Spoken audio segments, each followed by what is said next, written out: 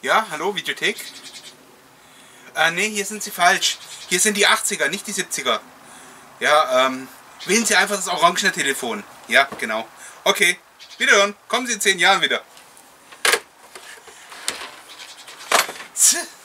Dachte da tatsächlich, wir sind hier in den 70ern, wir sind hier in den 80ern.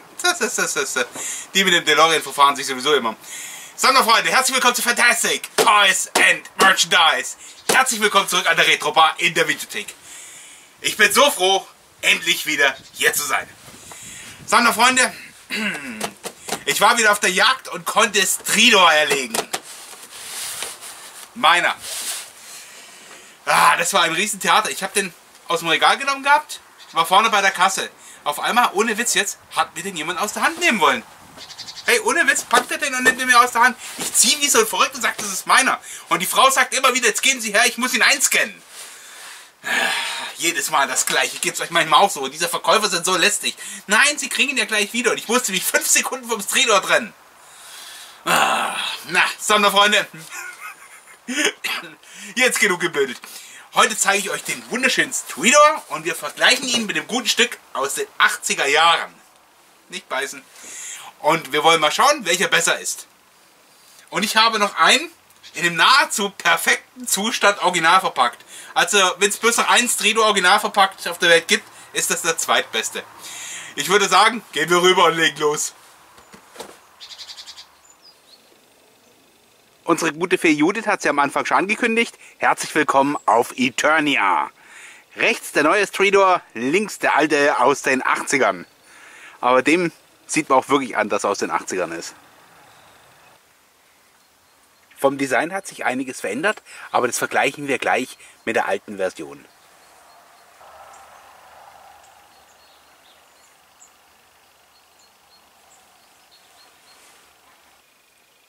Ab 6 Jahre. Alle 80er Kids, wo noch nicht 6 Jahre alt sind, auch gefühlt, müssen jetzt abschalten. Sammlerfreunde, ich bin jetzt richtig glücklich, dass ich wieder Fantastic moderieren kann. Glaubt's mir, ich bin wirklich glücklich. Und über Stridor auch. Das Bild geht hier wieder, wie ihr gut sehen könnt, um die Ecke, wenn man so will.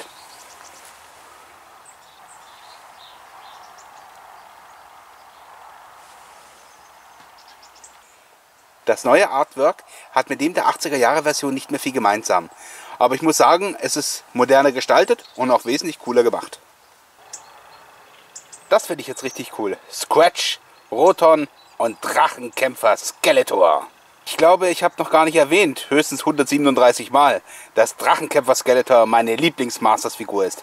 Und wenn der bei den Origins rauskommt und gut gemacht ist, werde ich mir 1 oder 2 Stück zulegen. Selbstverständlich Kartons. Hier sehen wir Götz von Berlichingen, ich meine Fisto. Der Mann mit der eisernen Faust. Und wie immer, achtet immer auf die Details. Viele Kleinigkeiten gehen verloren, wie zum Beispiel hier. Na, den hättet ihr doch glatt übersehen. Zum Beispiel auch ein kleines Detail. He-Man reitet hier gerade aus Castle Grayskull raus. Hier unten seht ihr das Tor der Burg der Zeitlosen. Und im Hintergrund das blaue Licht, das geheimnisvolle Licht aus Castle Grayskull. Das Artwork aus dem Jahre 1983. Okay, es liegen 38 Jahre zwischen beiden. Ich glaube nicht, dass man das noch vergleichen kann. Also ich finde es an sich sehr gut gemacht, das neue Artwork. Das alte ist natürlich das, was wir als Kinder gesehen haben. Vor allem waren die auch schon ab 5. Jeder muss natürlich für sich selber entscheiden, welches einem besser gefällt. Ich sage es einfach jetzt mal so. Ich vergleiche die beiden nicht und versuche herauszufinden, welches besser ist. Mir gefallen beide. Und jedes Stück zu seiner Zeit. Aber es ist immer so ein schönes, herrliches Gefühl, wenn man die Masters of the Universe wieder in den Regalen sieht, sich umdreht. Dort sind die Star Wars Figuren, die Transformers. Jetzt fehlt bloß noch She-Ra. Okay, eine She-Ra habe ich ja schon im Handel ergattert. Aber schon irgendwo lustig. Wo ich die Aufnahmen in dem Supermarkt gemacht habe, ich habe echt gedacht, back to the 80s. Und habe mir die neueste 3 Fragezeichen mitgenommen. Die linke Seite mal im Vergleich. 1983, 2021. Schön finde ich jetzt also hier, da muss ich jetzt ehrlich sagen, da finde ich die 80er Jahre Version besser mit den explodierenden Steinen, des schönen Stridor-Schriftzug. Obwohl das hier aufwendiger gemacht ist, gewinnen hier eindeutig die 80er, aus meiner Sicht. die rechte Seite der Box. Also wie müsste der neue Masters of the Universe Film sein? Also es müsste sehr viel Herr der Ringe dabei sein, ein bisschen Game of Thrones und allgemein eine ganz fantastische Welt. Ihr kennt ja meine Meinung zur Realverfilmung von Masters of the Universe. Sollte es wirklich mal jemals einer ins Kino kommen, lieber gar keinen Film als einen schlechten Film. Das Problem ist auch das Budget. Ich denke mal 100 Millionen müsste der Film mindestens kosten, eher mehr.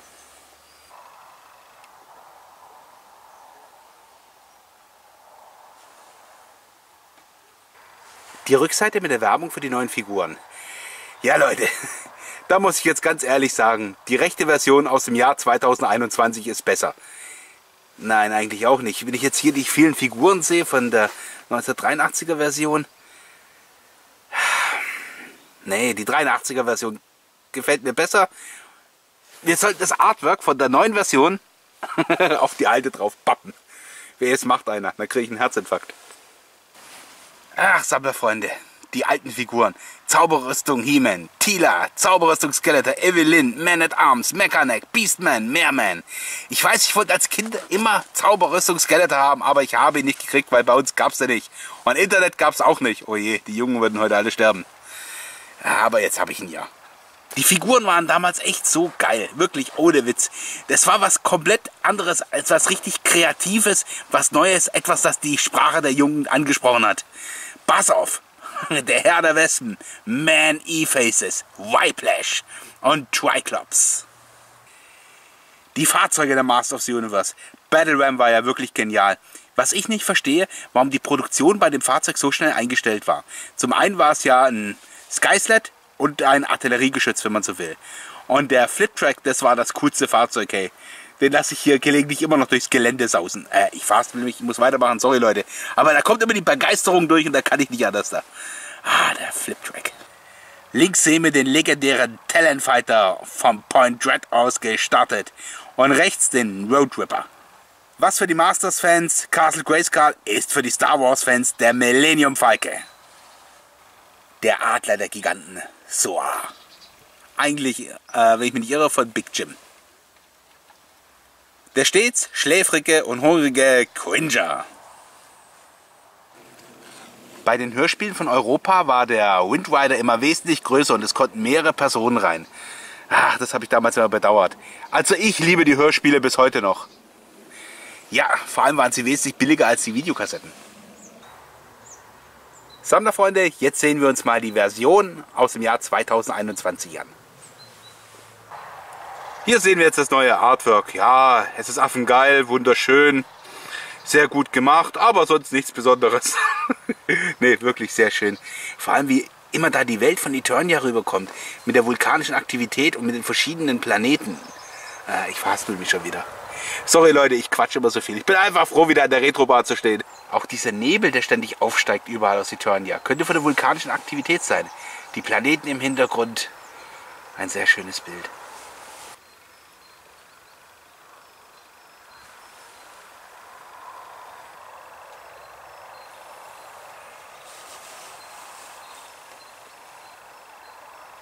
Jetzt schaut mal, das Bild auf der Rückseite hat jetzt doch wesentlich mehr Ähnlichkeit mit der Version aus dem Jahre 1983. Leute, ich sag ehrlich, ich gucke nicht immer gerne auf die Vorschauen. Ich lasse mich immer überraschen, was rauskommt. Und ich hoffe, dass Soa rauskommt. So ein Doppelpack Soa und Scratch. Oder Soa, Scratch und Castle Grayskull. Soa, Scratch, Castle Grayskull, Snake Mountain, Fright Zone, Eternia Playset. Ja, das wäre schon eine schöne Mail-In-Box. Ich bleibe nach wie vor dabei. Ich bin mir sicher, dass das Eternia Playset rauskommt. Und ich bin mir absolut sicher, da werden sich alle Sammler draufstürzen wie die Wahnsinnigen. Tobi hat ja ein wunderschönes Video gemacht, unser Master of the Universe Dad, zum Eternia Playset. Also Tobi, ich bin ja kein Mensch, der neidisch ist. Nein, überhaupt nicht. Ich gönn's dir, aber ich würde mir auch eins gönnen. Ich hab's damals auf dem Flohmarkt gesehen für 15 Mark. Und da hätte man noch handeln können. Meine Jugendsünden.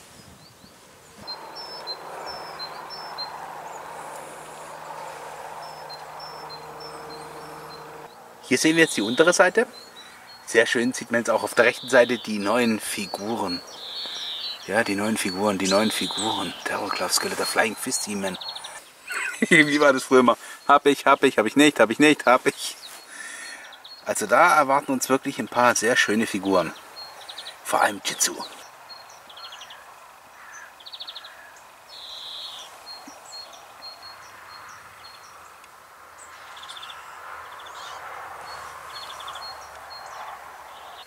Also Terrorclaw Skeletor, das schreit ja schon nach Deluxe. Das wird eines der Highlights dieses Sammlerjahres. Als ich Anfang der 90er Jahre angefangen habe, die Masters-Figuren auf den Flohmärkten aufzukaufen, habe ich dann einen Flying Fist He-Man bekommen. Und ich dachte mir, das sei ein Zauberrüstung He-Man, weil ich den in den alten Prospekten, wo ich damals hatte, nicht gefunden habe. 1991 habe ich wieder angefangen zu sammeln und ich habe heute noch Freude dran. Hier sehen wir jetzt die ganzen Erklärungen. Sehr schön gemacht. Jetzt weiß ich auch, warum das Castle Grayskull Playset unten etwas erhöht ist. Da kann man diverse Zubehörteile ranbauen. Das ist jetzt gut.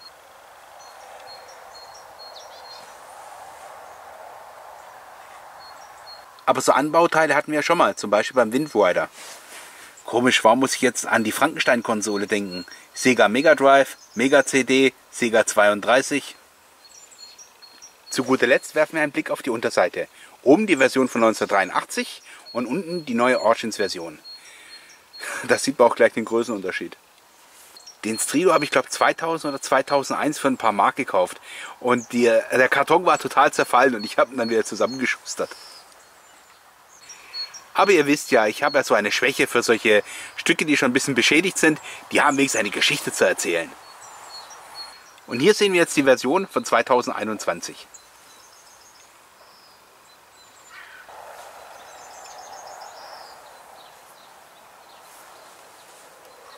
So, Sammlerfreunde, ich gebe jetzt zurück zum Schlusswort, weil ich bringe es nicht fertig, das gute Stück auszupacken. War ein kleiner Scherz. So, dann nehmen wir den Schweizer.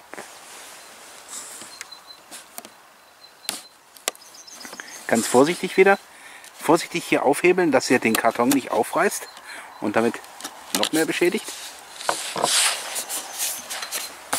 Gott, das hätte man mir mal mit 8 Jahren erzählen sollen. Pass auf den Karton auf. Ganz vorsichtig. Nein, nicht ziehen. Oh Gott. Oh je, je.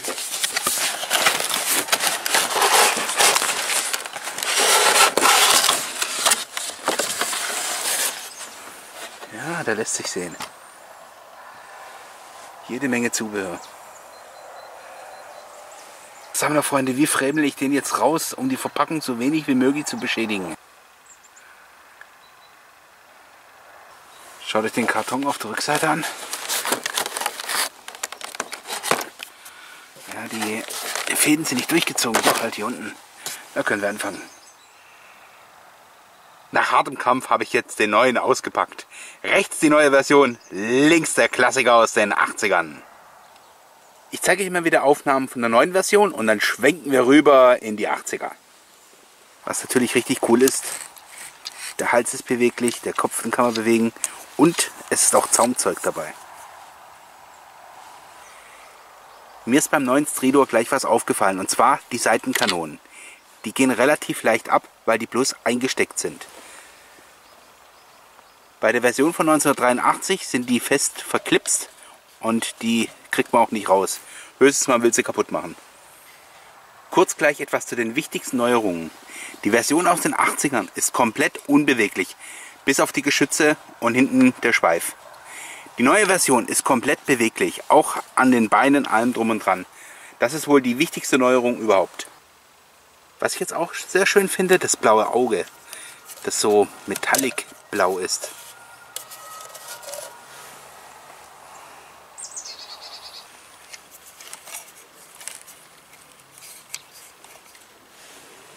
Der Kiefer ist beweglich.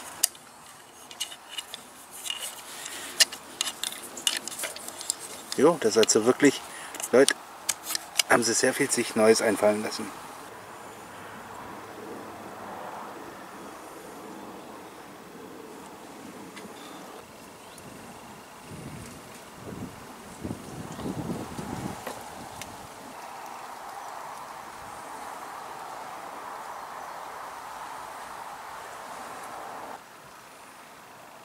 Also sie haben sich so weit wie möglich an das Original gehalten. Das merkt man jetzt hier richtig.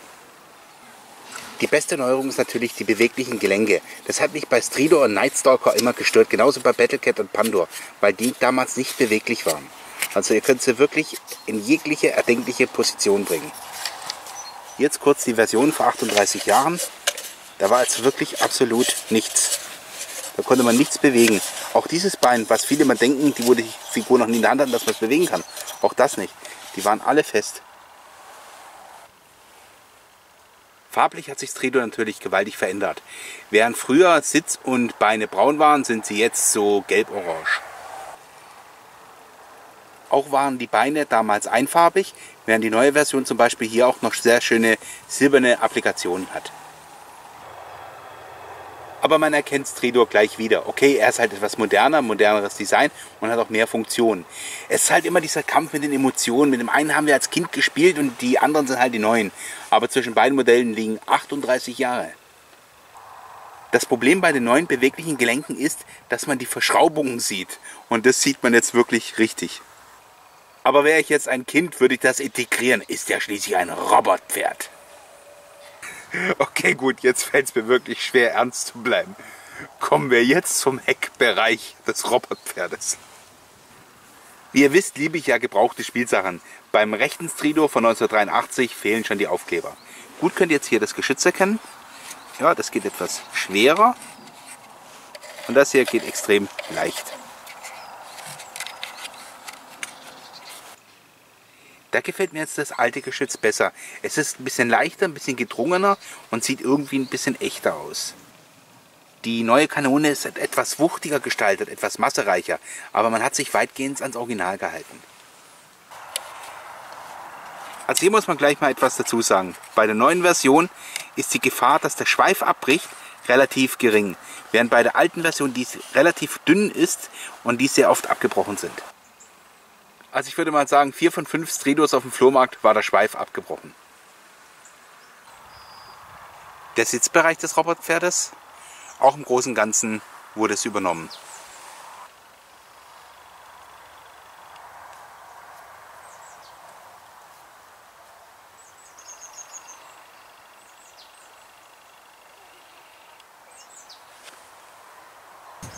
Was natürlich auch ein sehr schönes Extra ist, das Zaumzeug und der bewegliche Mund. Maul, sorry.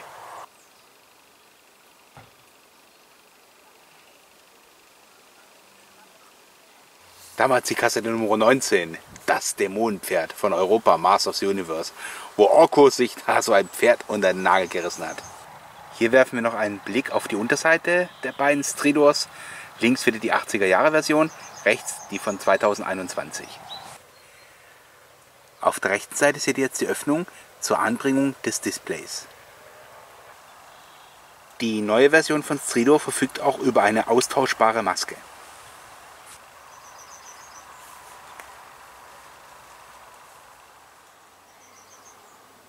Hier sehen wir jetzt das Display für den Stridor.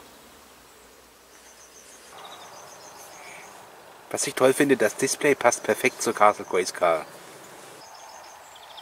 Mithilfe dieses Verbindungsstückes, das ihr vorne hier seht, diese Nase hier, kann man das Display mit der Burg Castle Grayskull verbinden.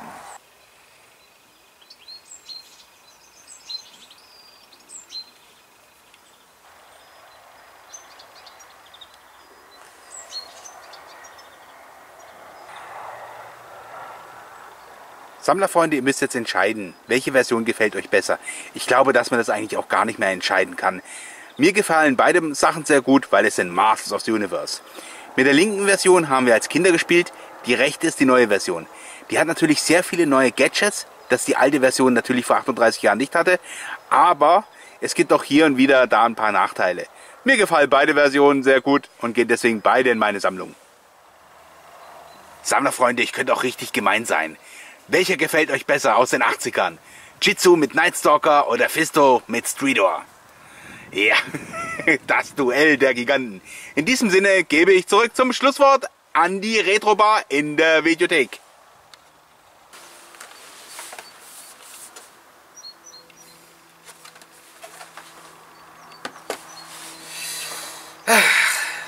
Wir hatten doch schon eine geile Kindheit, oder? Masters, Star Wars, 3 Fragezeichen, das Yps-Heft und im Fernsehen Captain Future. Sammlerfreunde, wir sind am Ende unserer Sendung angekommen. Ich hoffe, euch hat die heutige Sendung gefallen. Also mir persönlich gefallen die Origins sehr, sehr gut. Sind sie doch auch eine günstigere Alternative zu den sehr teuren, original verpackten alten Stücken aus den 80er Jahren. Ja, die kennen leider preislich bloß noch eine Richtung nach oben. Schade eigentlich, aber was soll man machen? Die Sachen werden immer weniger und die Kinder von damals haben halt mehr Geld als damals.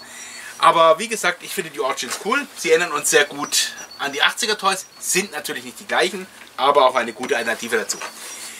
In diesem Sinne, was bleibt noch zu sagen übrig? Bis zum nächsten Mal, wenn es wieder heißt Fantastic Toys and Merchandise an der Retro Bar in der Videothek. Der Typ mit der obercoolen Schimanski-Jacke. Bei der Macht von Grayskull! Vom Design hat sich einiges ein wenig verändert, aber das... Dann wollen wir mit unserer Reise nach Eternia beginnen. Squatch und so. Zum Beispiel hieß so. Oh Gott. Ihr kennt meine Meinung zu einer geplanten Realverfilmung von Masters. Lieber gut machen als schlecht machen. Aber auch Flying Fist He-Man. Das war eigentlich damals eine sehr außergewöhnliche Figur. Ich habe sie ja, wo ich das erste Mal in der Hand hatte, war ich mir noch nicht mal sicher. Also ich dachte, ich kann... Was natürlich auch ein sehr schönes... Na, das... Ja, das ist jetzt nochmal von Pferden. Zügel, Zaumzeug. Ja. Was ist besser, was ist schlechter? Genauso fies könnte ich sein und euch fragen, welcher gefällt euch besser? Nightstalker mit Jitsu oder Streetor mit Fisto? In diesem Sinne, Sammlerfreunde, mir Zunge gebissen. Sammlerfreunde, das hat es bloß noch in die Outtakes geschafft. Ich habe diese 3 Laserstrahlen, Explosionen, sonstiges tatsächlich übersehen, weil die sich von der Verpackung fast überhaupt nicht abheben. Guckt euch das mal an. Blau auf blau. Welcher ist cooler? Jitsu oder Fisto? Was sagt ihr? Welcher ist cooler? Jitsu mit der goldenen Karatehand oder Fisto mit der eisernen Faust? Ich glaube, wir haben uns entschieden.